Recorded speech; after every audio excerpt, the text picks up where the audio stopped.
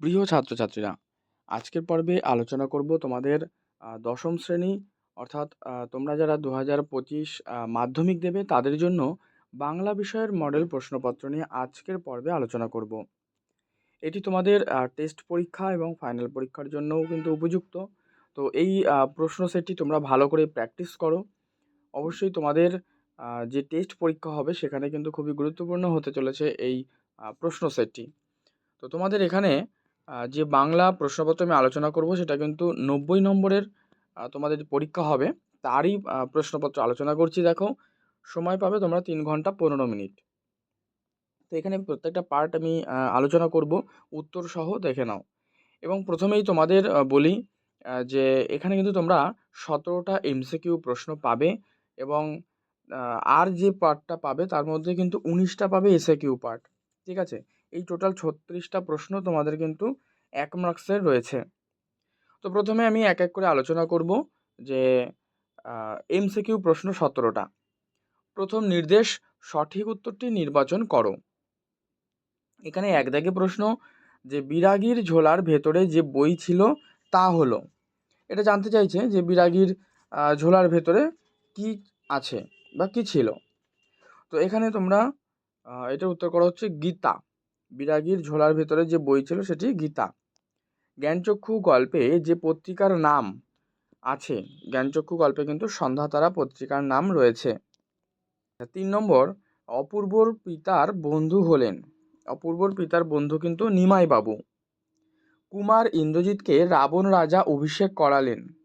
কে? এখানে কুমার ইন্দ্রজিৎকে রাবণ রাজা অভিষেক করালেন হচ্ছে মেঘনাদ। তো এখানে করবে গঙ্গা জল দিয়ে। কি দিয়ে? গঙ্গা জল দিয়ে।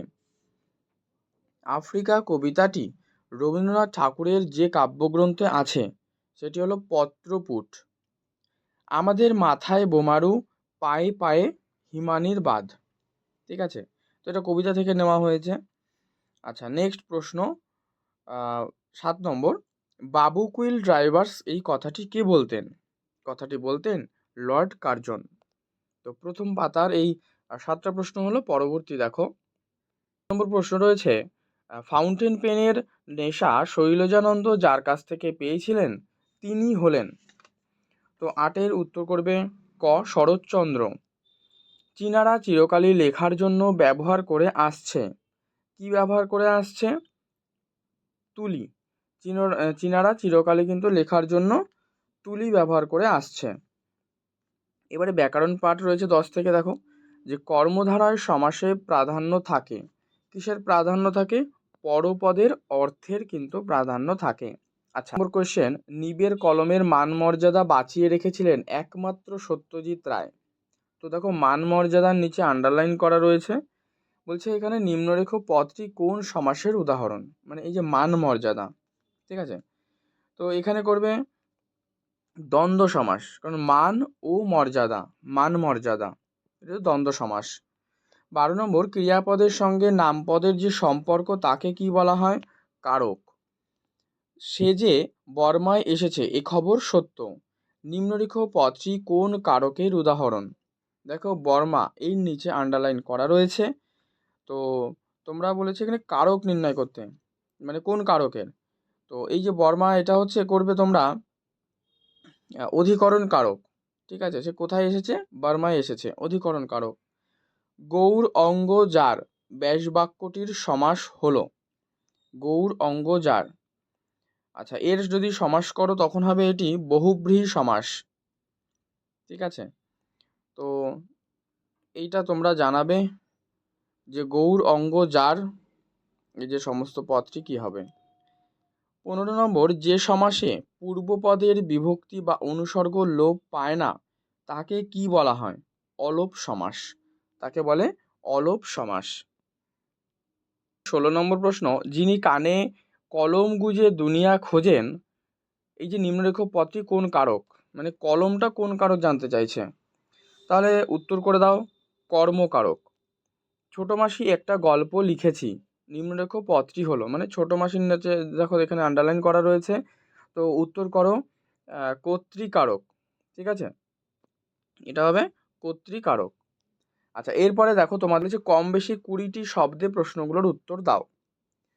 তো এখানে প্রথমে 4টে প্রশ্ন রয়েছে, 2-এর 1, 4টে প্রশ্নের উত্তর দাও, কিন্তু 5টা রয়েছে, আমি প্রত্যেকটা প্রশ্নই কিন্তু তোমাদের আলোচনা করে দেবো। দেখো, প্রথম পৃথিবীতে এমন অলৌকিক ঘটনাও ঘটে, কোন ঘটনাকে অলৌকিক বলা কোন ঘটনাকে অলৌকিক বলা হয়েছে? এখানে উত্তর করবে, তপনের লেখা গল্প পত্রিকায় প্রকাশিত হয়, মানে সন্ধ্যাতারা পত্রিকায়। তো ছোট্ট তপনের কাছে তার গল্প ছাপার অক্ষরে প্রকাশ পাওয়ার ঘটনাই ছিল স্বপ্নের মতো কাল্পনিক, তাই এই ঘটনাটিকে অলৌকিক বলা হয়েছে। 2, কিন্তু ইহা যে কত বড় ভ্রম, মানে কোন ভ্রমের কথা এক্ষেত্রে বলা হয়েছে? দেখো, অপূর্ব কি প্রথম শ্রেণীর যাত্রী ছিল, এবং এই জন্য সে কিন্তু ভেবেছিল যে সকাল পর্যন্ত সে নির্বিঘ্নে ঘুমোতে পারবে, আর এটাই তার কিন্তু একটা ভ্রম ছিল। আচ্ছা, ভ্রম মানে কি, বা ভ্রম শব্দের অর্থ কি, তোমরা এটার কমেন্টে জানাবে। 3, চমকে উঠলেন জগদীশবাবু। বহুরূপী গল্পে জগদীশবাবুর চমকে ওঠার কারণ কি? কারণ জগদীশবাবু তার বাড়িতে ধবধবে সাদা উত্তরীয় এবং সাদা থান পরিহিত আগন্তুক বিরাগীকে দেখে কিন্তু চমকে উঠলেন। 4, তবে এই বস্তুটি পকেটে কেন, মানে কোন বস্তুর কথা বলা হয়েছে? যে বস্তুটি পকেটে ছিল সেটি হচ্ছে কি একটা গাজার কলকে, তাই বলা হয়েছে যে এই বস্তুটি পকেটে কেন। 5, কথাটা শুনে তপনের চোখ মার্বেল হয়ে গেল। জ্ঞানচক্ষু থেকে নেওয়া এটাও, যে কোন কথা শুনে তপনের চোখ মার্বেল হয়ে গেল, মানে সে যখন শুনলো যে তার নতুন মেসোমশাই একজন লেখক, তখন কিন্তু তার চোখ মার্বেল হয়ে গেল। ঠিক আছে, এটা হলো। এবারে দেখব পরবর্তী প্রশ্ন। দেখো রয়েছে, এখানে যে কোনো 4টি প্রশ্নের উত্তর দাও, আবার একটা পার্ট করা। ঠিক আছে, তো এখানেও 4টে করতে বলেছে, কিন্তু প্রশ্ন রয়েছে 5টা, আমি প্রত্যেকটাই আলোচনা করছি। 1, বিদায় এবে দেব বিধুমুখী। এই বিধুমুখীকে, এই যে বিধুমুখী বলতে ইন্দ্রজিৎ তার স্ত্রী প্রমীলাকে বুঝিয়েছেন, আর ইন্দ্রজিতের কাছে প্রমীলার মুখ চাঁদের মতো সুন্দর বলেই এই নামকরণ। 2 নম্বর প্রশ্ন, আমাদের পথ নেই আর, তাহলে আমাদের করণীয় কি? মানে এই অবস্থায় খুবই আমাদের কিন্তু আরও বেঁধে বেঁধে বা সঙ্ঘবদ্ধভাবে থাকার পরামর্শ দিয়েছেন। 3, আলো তার ভরবে এবার ঘর, আলোয় মানে কোন আলোয় ঘর ভরে উঠবে? শিশুচাঁদের আলোয় তার ঘর ভরবে, দিগম্বরের জটায় হাসি শিশুচাঁদের কর, আলো তার ভরবে এবার ঘর। ক্লিয়ার? 4, বলো ক্ষমা করো, মানে কিসের জন্য এই প্রার্থনা? এই ক্ষমা প্রার্থনা যে তা কিসের জন্য? ইউরোপীয় সাম্রাজ্যবাদী দল যুগ যুগ ধরে নিজেদের স্বার্থসিদ্ধির জন্য আফ্রিকার সংস্কৃতি ও জনগোষ্ঠীর ওপর পাশবিক শোষণ চালিয়েছে, তার জন্য মানব সভ্যতার প্রতিনিধি হয়ে যুগান্তের কবির এই ক্ষমা প্রার্থনা। 5, যেখানে ছিল শহর সেখানে যুদ্ধের ফলে কি কি ছড়িয়ে রইল? যেখানে শহর ছিল, যুদ্ধের ফলে কি কাঠকয়লা, দুমড়ানো লোহা, পাথরের মূর্তির বীভৎস মাথা, আর রক্তের একটা কালো দাগ ছড়িয়ে রইল। এবার আরেকটা পার্ট রয়েছে এখানে 2.3 থেকে, বলছে এখানে সোনার দোয়াত কলম যে সত্যই হতো তা লেখক কিভাবে জেনেছিলেন? সোনার দোয়াত কলম যে সত্যি হতো এটা লেখক জেনেছিলেন কিন্তু শুভ ঠাকুরের দোয়াত সংগ্রহ দেখতে গিয়ে। হলো। এবারে দেখব 2 নম্বর প্রশ্ন, এখানে এই পার্টের প্রশ্ন রয়েছে, দেখো, আমরা ফেরার পথে কোনো পুকুরে তা ফেলে দিয়ে আসতাম, বক্তা কেন তা পুকুরে ফেলে দিতেন? মানে লেখক ছোটবেলায় কলা পাতায় কিন্তু হোম টাস্ক করে তা শিক্ষককে জমা দিলে তা তিনি দেখার পর ছিঁড়ে পড়ুয়াদের ফেরত দিতেন, ওই ছেঁড়া পাতাগুলো লেখক কোনো পুকুরে ফেলে দিয়ে আসতেন। 3, হারিয়ে যাওয়া কালি কলম, এ বর্ণিত সবচেয়ে দামি কলমটির দাম কত? 2500 পাউন্ড। 4, আদিতে ফাউন্টেন পেনের নাম ছিল, মানে কি নাম ছিল? Reservoir pen. ঠিক আছে, রিজার্ভার পেন হবে সঠিক উত্তর। এবারে ব্যাকরণ পার্ট থেকে তোমাদের 9টা কোয়েশ্চেন রয়েছে, 8টা তার মধ্যে লিখতে হয়, প্রত্যেকটা অ্যান্সার বলছি দেখো। আর এখানে বলে রাখি, তোমাদের এই যে প্রশ্নগুলো বলছি তার যদি উত্তরপত্র তোমরা পেতে চাও সম্পূর্ণ ফ্রিতে, তাহলে অবশ্যই ডেসক্রিপশন বক্সে দেওয়া টেলিগ্রাম চ্যানেলের লিঙ্কে তোমরা ক্লিক করে সেখানে যুক্ত থাকো টেলিগ্রামে। সেখানে থেকে সমস্ত এই উত্তরপত্রগুলো পিডিএফ আকারে সম্পূর্ণ ফ্রিতে ডাউনলোড করে নিতে পারবে। আর আজকের পর্ব যদি তোমাদের ভালো লাগে লাইক করে দিও, শেয়ার করে দিও। চ্যানেলে নতুন হলে অবশ্যই সাবস্ক্রাইব করে রেখো। 1 নম্বর, প্রযোজ্যকর্তা কাকে বলে?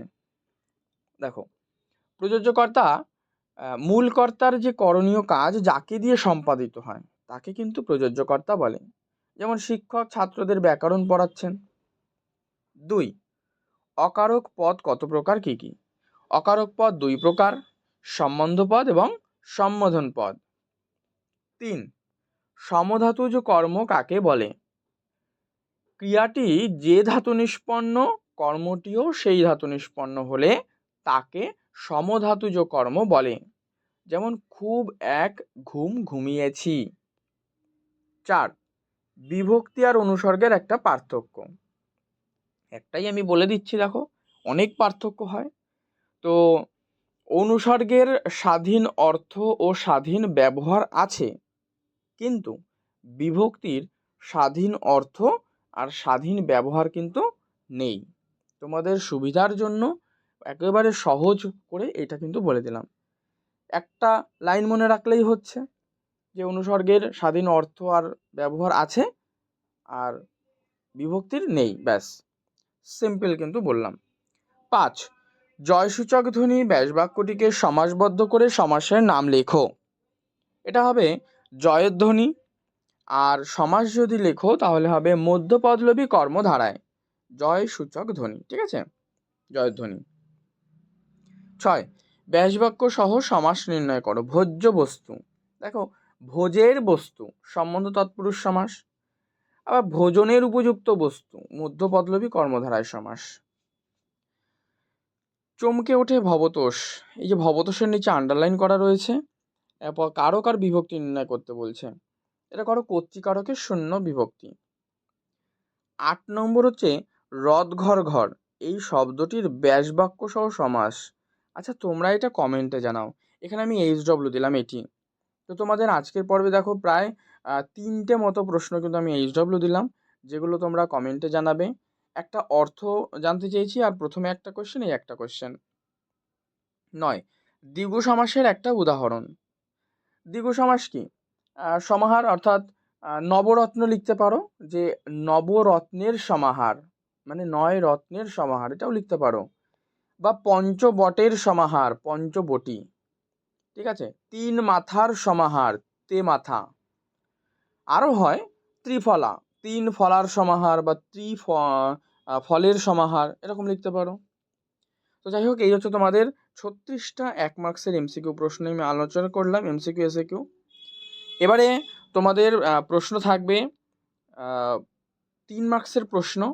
ঠিক আছে, তো এখান থেকে এই প্রশ্নগুলো তোমরা দেখে নাও, এগুলো আলোচনা করছি না। যদি এগুলো প্রয়োজন হয় উত্তর তোমাদের অবশ্যই কমেন্টে কিন্তু জানাবে। তো 1 নম্বর, জগদীশবাবু যে কি কাণ্ড করেছেন শোনেননি হরিদা, মানে জগদীশবাবু কে আর কাণ্ডটি কি? কই এ ঘটনা তো আমাকে বলেনি, বক্তা কে, কোন ঘটনার কথা বলা হয়েছে? এই দুটোর মধ্যে লিখতে হবে যে কোনো একটা প্রশ্ন। ঠিক আছে, আর 3-এর 2-এ আমরা ভিখারি 12 মাস কোন কবিতার অংশ আর কবির এই মন্তব্যের কারণ কি, মানে কবিতা থেকে থাকবে। দেখো দুটোই পরপর 3 মার্কসের রয়েছে। দেখো এই যে কি হেতু মাত গতিতব আজি ভবনে, মানে বক্তা কাকে মাত সম্বোধন করেছেন আর এই প্রশ্নের উত্তর তিনি কি দিয়েছেন, এটি। 4 দাগে দেশ শব্দ, মানে এখানে 5 মার্কসের প্রশ্ন রয়েছে। গল্প থেকে দুটোর মধ্যে তোমায় একটা লিখতে হবে, যে কোনো একটা লিখতে হবে। ঠিক আছে, এই দুটোর মধ্যে যে কোনো একটা করতে হবে তোমাকে। আচ্ছা, এরপরে দেখো এই যে এখান থেকেও তোমাদের 5 মার্কসের কোশ্চেন রয়েছে, একটা করতে হবে 5 মার্কসে। এরপরে এই যে রয়েছে এখানে দেখো, হারিয়ে যাওয়া কালি কলম থেকে লেখা রয়েছে প্রশ্ন দুটো। আচ্ছা, 7 দাগেও রয়েছে। নাটক থেকে 8 দাগে দেখো কোনি থেকে দেওয়া রয়েছে দুটো প্রশ্ন, যার মধ্যে তোমায় একটা কিন্তু, আচ্ছা এখানে বলছে কি দেশ্য শব্দের দুটো প্রশ্নের উত্তর দাও। ঠিক আছে, তো এই 8 দাগে তোমরা 3টে প্রশ্ন পাবে, যার মধ্যে তোমায় দুটো করতে হবে। দেখে নাও পরবর্তী প্রশ্নগুলো। দেখো এই হচ্ছে 3টে প্রশ্ন রয়েছে। তারপরে 9 দাগে থাকবে চলিত গদ্যে বঙ্গানুবাদ করো। বঙ্গানুবাদ নিয়ে আমি একটা পর্ব করেছি, তোমরা ওটা দেখে নিও প্লেলিস্ট থেকে। আর এগুলো পরবর্তীতে আমি আরও কয়েকটা বঙ্গানুবাদ তোমাদের আলোচনা করে দেবো টেস্টের আগেই। আচ্ছা, এখানে রয়েছে দেখো একটা প্রতিবেদন আর সংলাপ দুটো, যে কোনো একটা তোমাকে অ্যাটেন্ড করতে হবে এর মধ্যে, যার মার্কস 5। আর রচনা থাকবে 4টে, 4টের মধ্যে তোমাকে একটাই অ্যান্সার করতে হবে, এর নম্বর হচ্ছে 10। ঠিক আছে, তো এই হচ্ছে সম্পূর্ণ প্রশ্নপত্র নিয়ে আলোচনা করলাম। পর্বটি ভালো লাগলে লাইক করো, শেয়ার করো, চ্যানেলে নতুন হলে অবশ্যই সাবস্ক্রাইব করে রাখো।